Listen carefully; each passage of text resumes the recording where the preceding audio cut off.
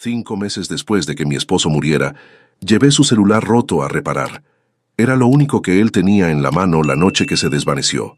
Pero cuando el técnico, un amigo de la familia de 20 años, lo revisó, sus manos empezaron a temblar.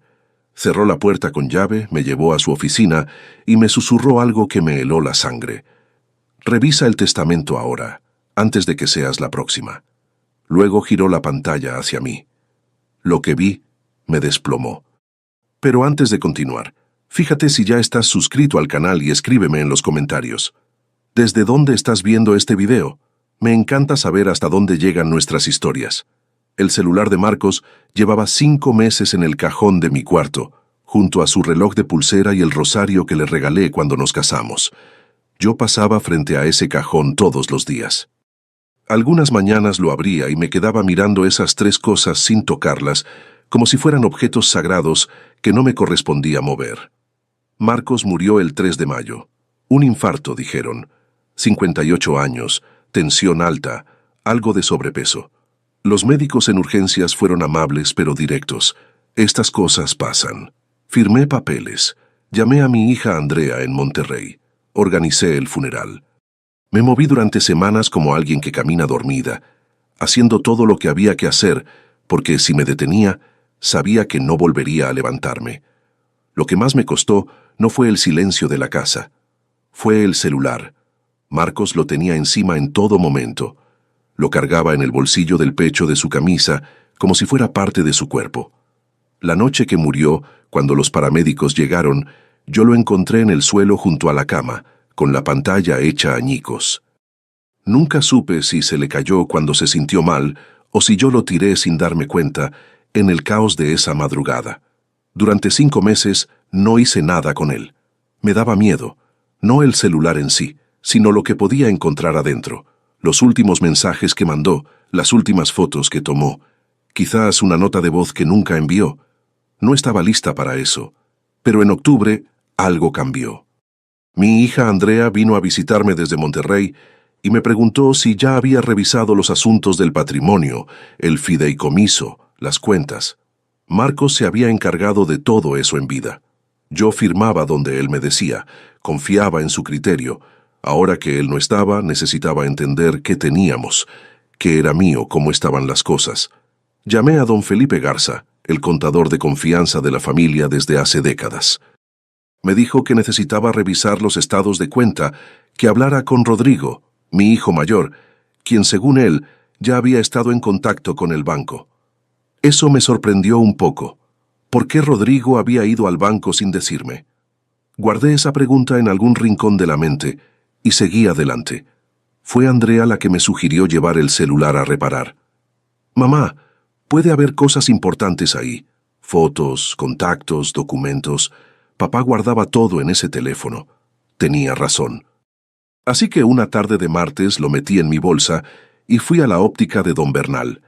Ernesto Bernal no era solo técnico, era amigo. Él y Marcos se conocían desde la universidad. Habían jugado dominó juntos cada viernes durante años. Cuando Marcos murió, Ernesto vino al velorio con flores y los ojos rojos. Me abrazó en silencio y no dijo nada, que era exactamente lo que yo necesitaba. La tienda de Ernesto era pequeña, ordenada, olía a café y a electrónico. Cuando entré y puse el celular sobre el mostrador, él lo tomó con las 2 manos, lo examinó por fuera y asintió. «Te lo reviso hoy mismo, Lucía. Pasa a las 6».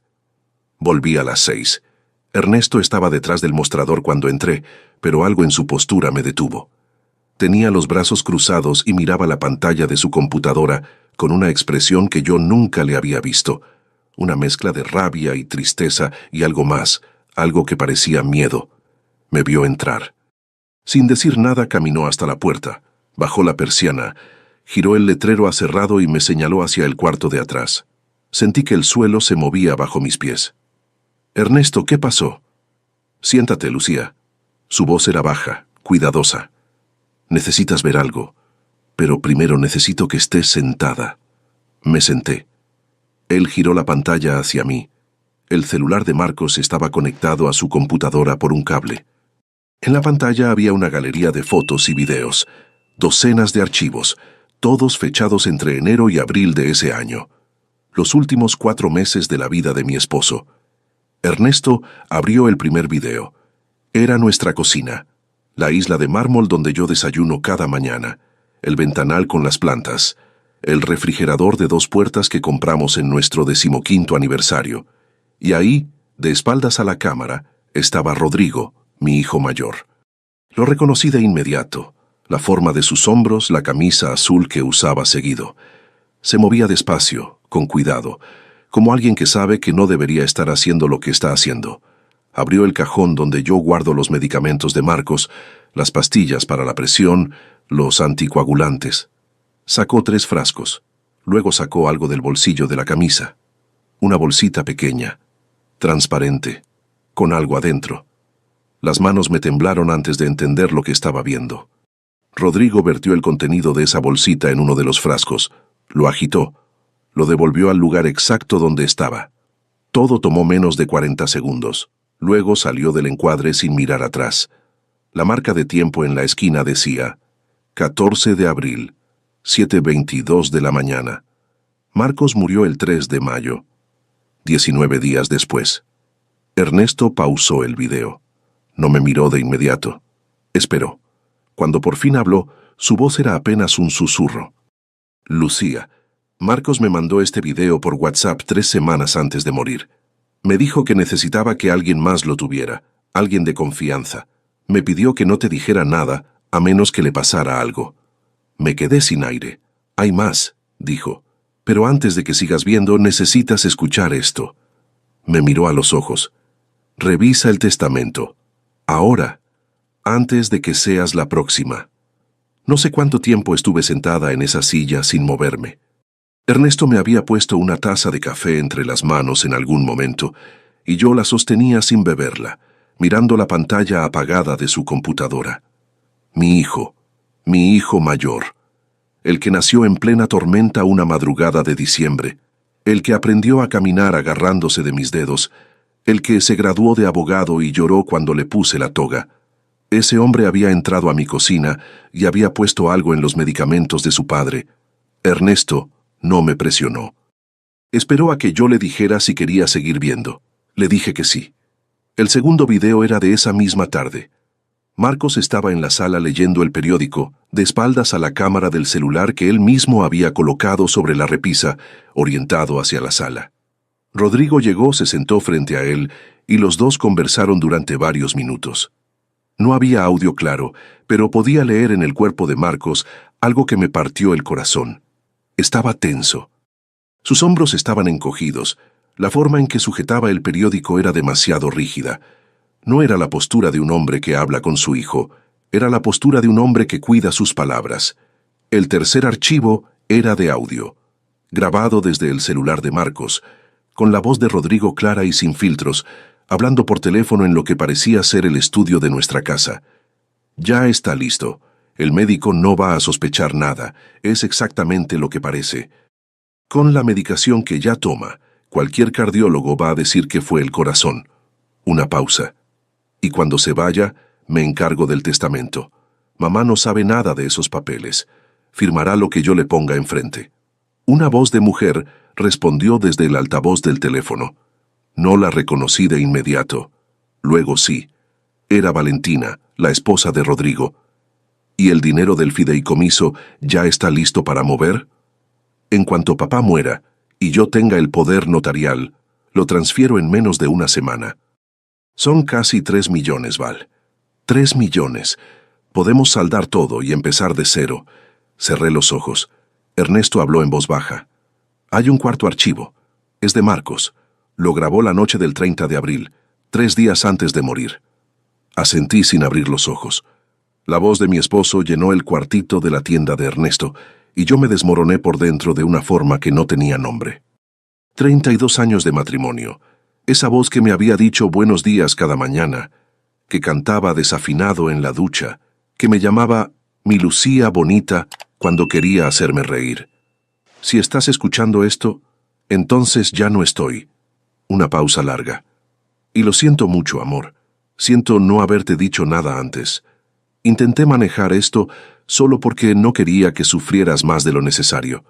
Me equivoqué. Tragué saliva. Hay una caja de seguridad en el Banco Nacional, sucursal del centro. Caja número 312.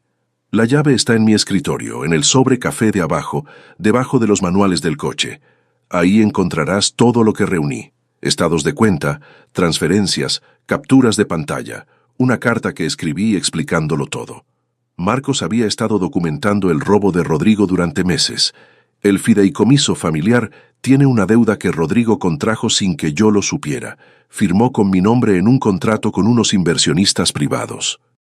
Si no se paga antes de enero, esos hombres tienen derecho legal a reclamar propiedades. Rodrigo pensó que si yo moría antes de que venciera el plazo, podría manejarlo solo. Una pausa más larga esta vez. Lucía, cuando escuches esto, no vayas sola a enfrentarlo. No llames a Rodrigo. Ve al banco, lee la carta y luego busca a alguien que pueda ayudarte. Un abogado, la policía, quien sea. Pero no estés sola con él. Su voz se quebró al final, apenas un segundo, antes de recomponerse. Te amo. Te he amado desde que me perdí en el campus buscando el salón de química. Y tú me dijiste que estabas igual de perdida y los dos nos reímos en lugar de pedir ayuda. Te amo ahora y desde donde esté, voy a cuidarte. El audio terminó. Me quedé mirando el café frío entre mis manos. Ernesto tenía el teléfono sacado. Lucía, necesito llamar a alguien. Tengo una amiga, Gabriela Montoya. Es abogada penalista. Lleva 20 años en esto. Ella puede ayudarte. No respondí de inmediato. Estaba pensando en Rodrigo en mi cocina la semana pasada, preguntando si ya había pensado en el poder notarial, diciéndome que era importante organizarse pronto. Estaba pensando en las veces que me llamó en estas semanas, preguntando por los papeles del banco. Estaba pensando en su mano sobre mi hombro en el funeral, diciéndome que no me preocupara, que él se encargaba de todo. Levanté la vista hacia Ernesto. Llámala. El despacho de Gabriela Montoya estaba en el 7º piso de un edificio discreto en el centro. Nada ostentoso, nada que impresionara por las apariencias. Era exactamente lo que Ernesto me había prometido. Una mujer que trabajaba, no que actuaba. Tenía 50 y pocos años, el cabello negro con algunas canas que no intentaba disimular y unos ojos que escuchaban antes de que ella dijera una sola palabra. Cuando Ernesto y yo llegamos esa noche, ya había preparado café y una libreta amarilla sobre su escritorio. Vio los videos 2 veces. Escuchó el audio de Marcos una vez, con los ojos cerrados, sin moverse. Cuando terminó, se quitó los lentes y los puso sobre la mesa. Señora Lucía, voy a hacerle una pregunta importante. ¿Ha hablado con su hijo desde que vio estos archivos? No. ¿Él sabe que vino aquí esta noche? No. Gabriela asintió despacio. Esa decisión puede haberle salvado la vida.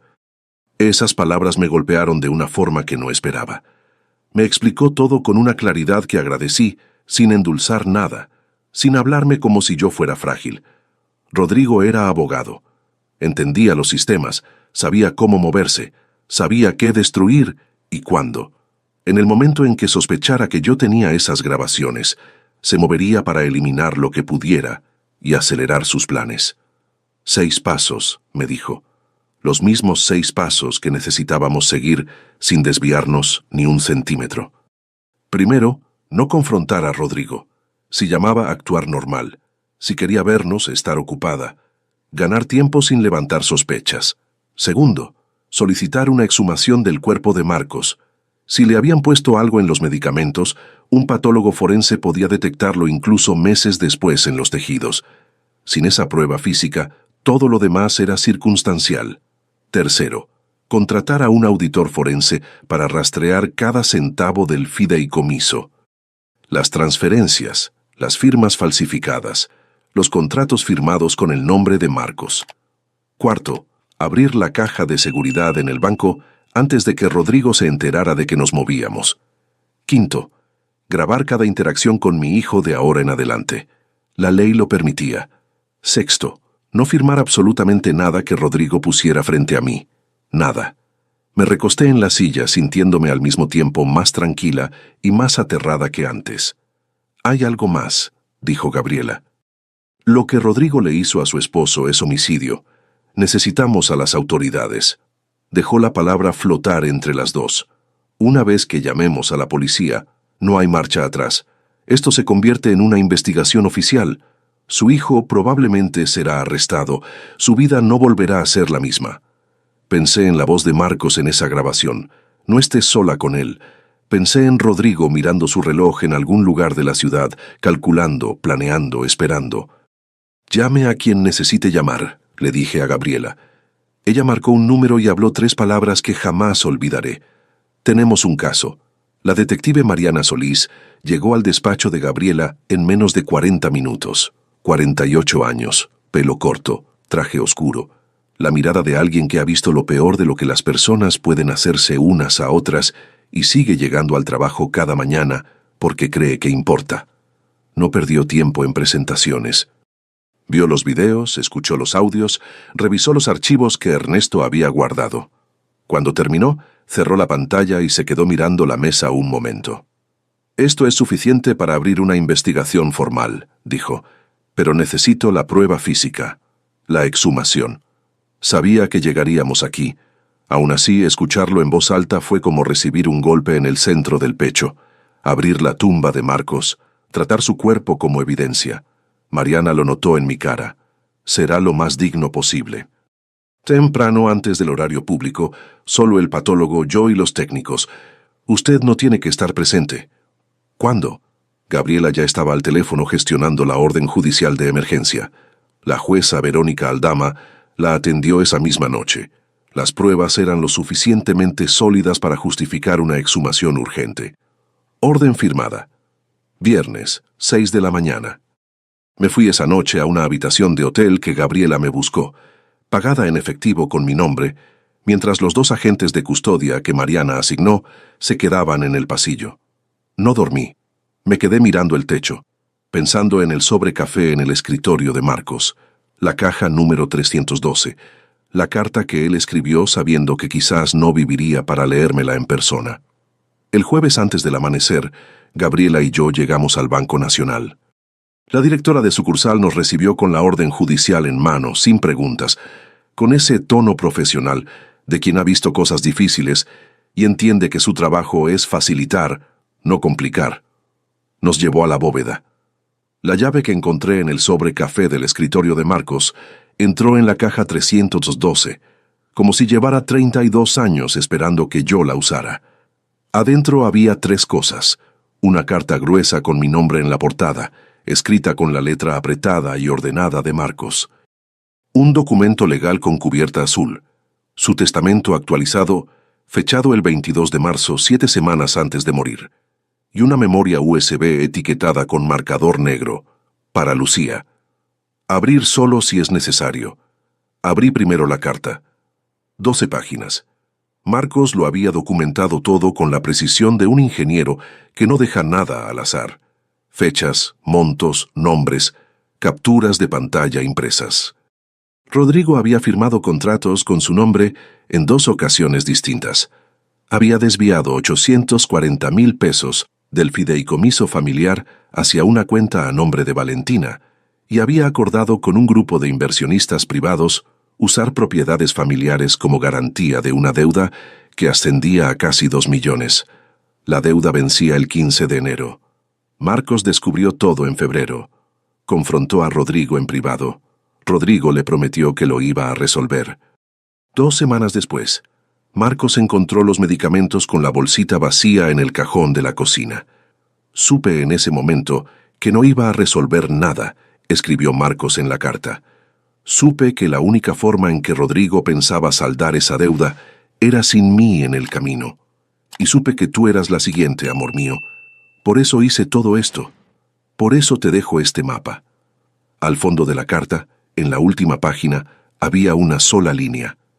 El testamento nuevo deja todo a ti y a Andrea en partes iguales. Rodrigo recibe 100,000 pesos, suficiente para que no parezca que lo excluí, pero no suficiente para que mi muerte le resulte rentable. El original está notariado con la licenciada Carmen Ríos en Polanco. Gabriela tomó el testamento. Leyó en silencio. Asintió.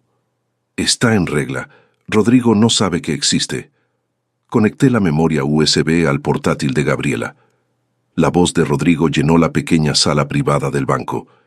Era una grabación que Marcos había hecho a escondidas, 2 semanas antes de morir, durante una conversación en el estudio.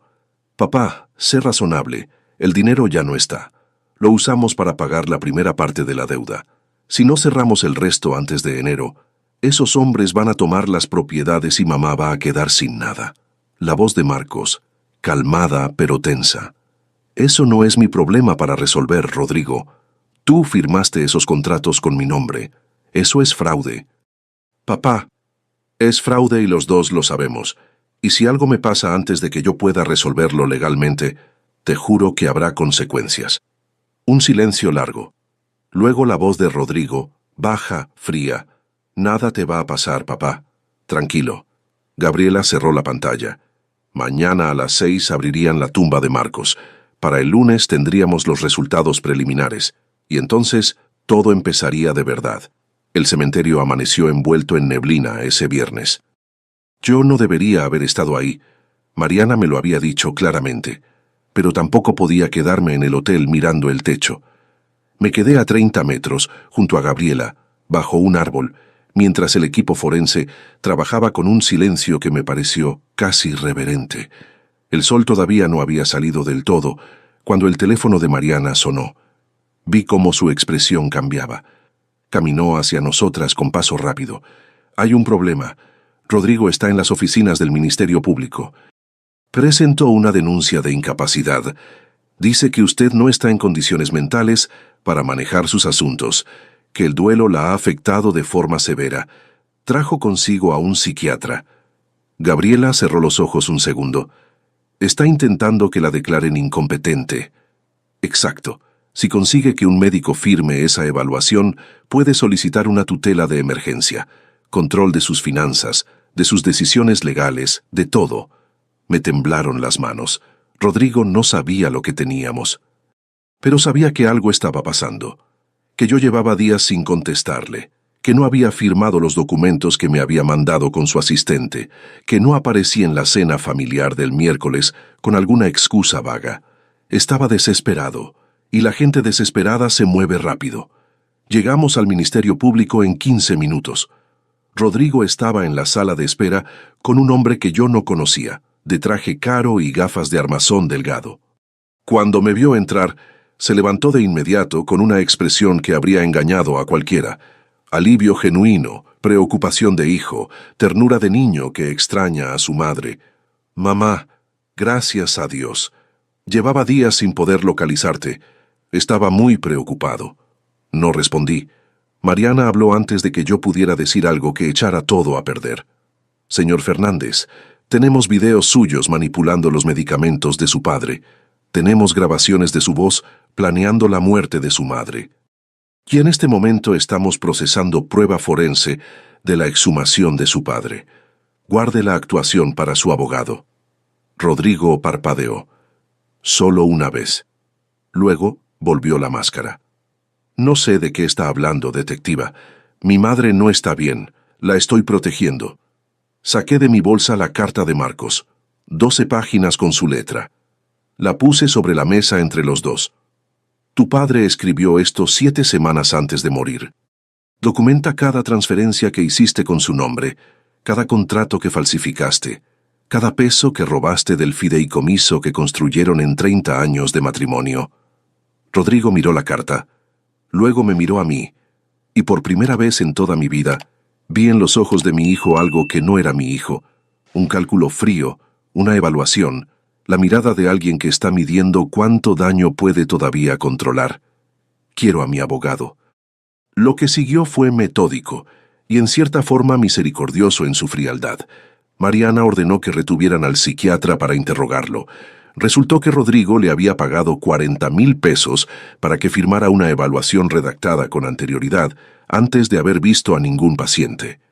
Mientras los agentes se llevaban al médico, Rodrigo me miró desde donde estaba. ¿De verdad vas a hacer esto? ¿Vas a destruir a tu propio hijo? No respondí de inmediato. Pensé en la voz de Marcos en esa grabación. diciéndome que lo amaba, pidiéndome que no estuviera sola con él. Pensé en los 12 minutos que Rodrigo esperó antes de llamar a emergencias la noche que Marcos murió, y que solo supe con certeza cuando Mariana revisó los registros de la llamada al 911. 12 minutos. Tú te destruiste solo, le dije, el día que entraste a esa cocina. Lo llevaron a declarar. Y yo salí al sol de esa mañana sintiéndome, por primera vez en meses, como alguien que todavía tiene tierra firme bajo los pies. Los resultados de la exhumación llegaron el lunes por la tarde. Gabriela me llamó cuando estaba en la cocina del hotel, intentando comer algo. Cualquier cosa, porque llevaba días sobreviviendo a base de café y muy poco más. Escuché su voz y supe antes de que dijera una sola palabra lo que iba a decirme. Lucía, el patólogo confirmó presencia de una sustancia tóxica en el tejido cardíaco de Marcos. Niveles consistentes con una dosis intencional y acumulada a lo largo de varias semanas. No fue un infarto natural. Me senté en el suelo de la pequeña cocina del hotel, con la espalda contra el gabinete, el teléfono en la mano, y el silencio de una verdad que ya sabía, pero que aún así dolió como si la escuchara por primera vez. Mi esposo fue asesinado por nuestro hijo. Mariana presentó los cargos formales esa semana. 5 cargos. Homicidio en primer grado, conspiración para causar daño, fraude y falsificación de documentos, desfalco de bienes familiares, conspiración criminal. Rodrigo salió bajo fianza 5 días después, con tobillera electrónica y prohibición de contactarme. La familia de Valentina puso propiedades como aval, 2 millones de pesos. El juez la concedió con condiciones estrictas, pero era libertad de todas formas. Esa noticia me cayó encima como un balde de agua helada. Gabriela me llamó para decirme que era esperable, que los abogados de defensa siempre intentan la fianza en estos casos, que eso no significaba que saliera bien librado. Pero yo seguí mirando por la ventana del hotel, pensando que Rodrigo estaba en algún lugar de la ciudad, libre, mientras Marcos dormía bajo tierra en el cementerio que visitábamos cada día de muertos desde que yo tenía memoria. La noche del jueves llegó una carta a través del equipo de defensa de Rodrigo. Sobre blanco, mi nombre en la portada, su letra. Mamá, lo siento. Sé que estas palabras no alcanzan. La deuda de Valentina nos estaba aplastando. Tomé decisiones terribles. Pero soy tu hijo. Te lo ruego, mamá. Habla con la fiscal. Di que no quieres continuar. Puedo cambiar. No me abandones. Lo leí 2 veces. Busqué al niño que yo crié en esas palabras. El que se quedaba dormido en el coche de regreso de la playa, el que lloraba cuando veía películas tristes, aunque pretendía que no. Busqué algo verdadero. Encontré manipulación. No estaba arrepentido de lo que le hizo a su padre. Estaba arrepentido de que lo hubieran atrapado. Rompí la carta, la tiré a la basura. Y esa noche, por primera vez desde que todo esto comenzó, dormí 4 horas seguidas. El juicio empezaría en 3 semanas. Gabriela me reunió con la fiscal del caso, la licenciada Diana Paredes. 50 años, directa, meticulosa, con una reputación de no perder casos que llegaban con evidencia sólida. Extendió los documentos sobre la mesa, transcripciones, análisis financieros, el informe del patólogo forense, las grabaciones de Marcos, los archivos del celular. Su testimonio va a ser clave, me dijo. Necesitamos que sea clara, tranquila y exacta. La defensa va a intentar pintarla como una viuda en duelo que ve cosas donde no las hay. Usted va a demostrar que no. ¿Estaba lista para sentarme frente a un jurado y testificar contra mi hijo? Pensé en Marcos escribiendo esa carta en el escritorio donde pasó 30 años calculando estructuras, resolviendo problemas, construyendo cosas que duraran. Pensé en él grabando ese audio solo, de noche, sabiendo que quizás no viviría para verme escucharlo. Estaba lista. El Tribunal Superior amaneció rodeado de cámaras el 12 de noviembre. El caso había llegado a los medios 2 semanas antes. Hijo envenena a su padre para heredar fideicomiso familiar. Los titulares eran brutales en su precisión. Yo entré con Gabriela flanqueándome, la cabeza baja sin declaraciones. Dentro, el mármol frío y el eco de los pasos, la sala 5B con la jueza Fernanda Arce presidiendo. Rodrigo ya estaba en la mesa de la defensa cuando entramos. Traje oscuro, camisa blanca, la tobillera bajo el pantalón. Me miró cuando pasé. No desvié los ojos, lo sostuve un segundo, luego me senté. El jurado, 12 personas, una maestra, un contador, una enfermera, un estudiante de posgrado, 8 desconocidos más, 12 personas que iban a decidir el resto de la vida de mi hijo, y en cierta forma, el resto de la mía. La fiscal Diana Paredes hizo su alegato de apertura sin adornos innecesarios. Este es un caso de premeditación y codicia. Rodrigo Fernández no tomó una decisión desesperada en un momento de crisis. Planificó esto durante meses.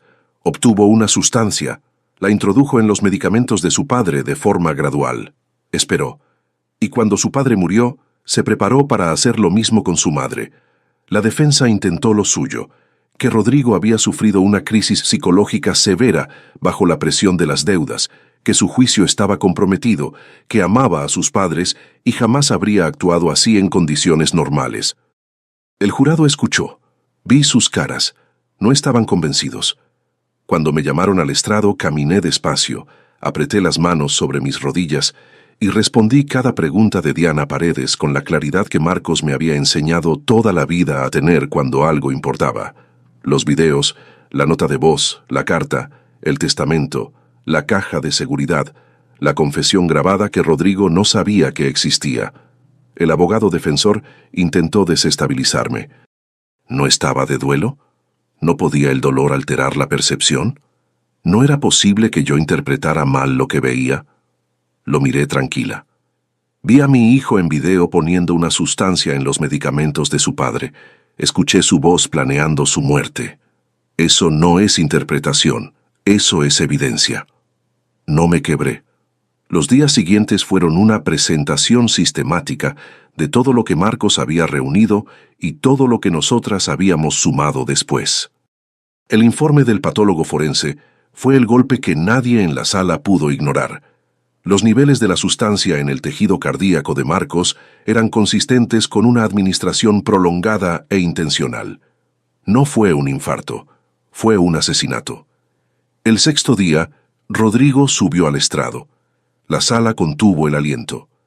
Jonathan Price, su abogado, le hizo 3 preguntas suaves. Luego, la fiscal se levantó. Señor Fernández, ¿administró usted intencionalmente una sustancia a su padre con el fin de causarle la muerte? Rodrigo miró al jurado, me miró a mí, y dijo lo único que le quedaba. Me acojo a mi derecho de no declarar en mi contra. La sala murmuró. Los jurados deliberaron 9 horas. 9 horas en las que yo me quedé sentada en el pasillo del tribunal, con las manos en los muslos y la mente en blanco, porque ya no había nada que pensar, ya no había nada que planear. Solo esperar. A las 4:30 de la tarde, la portavoz del jurado se levantó. Por el cargo de homicidio en primer grado, culpable. Por conspiración para causar daño, culpable. Por desfalco y fraude, culpable. Por falsificación de documentos, culpable. Por conspiración criminal, culpable. Gabriela apretó mi mano. Alguien detrás de mí lloró. Yo no lloré. Me quedé muy quieta, sintiendo algo que no era alegría, sino algo más parecido al fin de una tensión que había estado cargando tanto tiempo que ya no sabía cómo se sentía sin ella. La jueza fijó la sentencia para 2 semanas después. Cadena perpetua sin posibilidad de libertad condicional por el homicidio. 25 años concurrentes por los demás cargos. Cuando lo sacaron de la sala, Rodrigo se detuvo un segundo y me miró. ¿Por esto abandonas a tu propio hijo? No me levanté, no me acerqué. Le respondí desde donde estaba, en voz baja para que solo él pudiera escucharme. Tú no eres el hijo que yo crié. Ese hombre nunca habría entrado a esa cocina. Se lo llevaron. La puerta se cerró. 6 meses después, en la primavera, asistí al lanzamiento de la iniciativa Marcos Fernández, en la Fundación de Derechos de Adultos Mayores de la ciudad. El 95% del patrimonio de Marcos, ejecutado según su testamento final, fue destinado a financiar asesoría legal gratuita para personas mayores víctimas de abuso financiero por parte de familiares. Había una placa pequeña en el vestíbulo con su nombre. Lo leí 3 veces. Una mujer mayor se me acercó después del evento. Me tomó las manos. Me dijo que la fundación la había ayudado a recuperar una propiedad que su nieto intentaba quitarle, que sin esa ayuda no sabría qué habría pasado. No pude hablar, solo apreté sus manos. Marcos no estaba, pero seguía haciendo lo que siempre hizo, construir cosas que duraran. Hoy vivo en un apartamento pequeño en Coyoacán, con una terraza desde donde se ven los jacarandas cuando florecen. Hago voluntariado 2 veces por semana en la clínica legal de adultos mayores. Escucho a hombres y mujeres que fueron traicionados por alguien que debía amarlos y les digo, con toda la verdad que tengo, que es posible sobrevivir esto. No lo olvidas. Pero aprendes a respirar de nuevo. Marcos me dejó un mapa. Yo solo lo seguí hasta el final. Ahora, si te gustó esta historia, dale clic en suscribirse y cuéntame en los comentarios, ¿qué parte te dejó con la boca abierta? Te espero allá.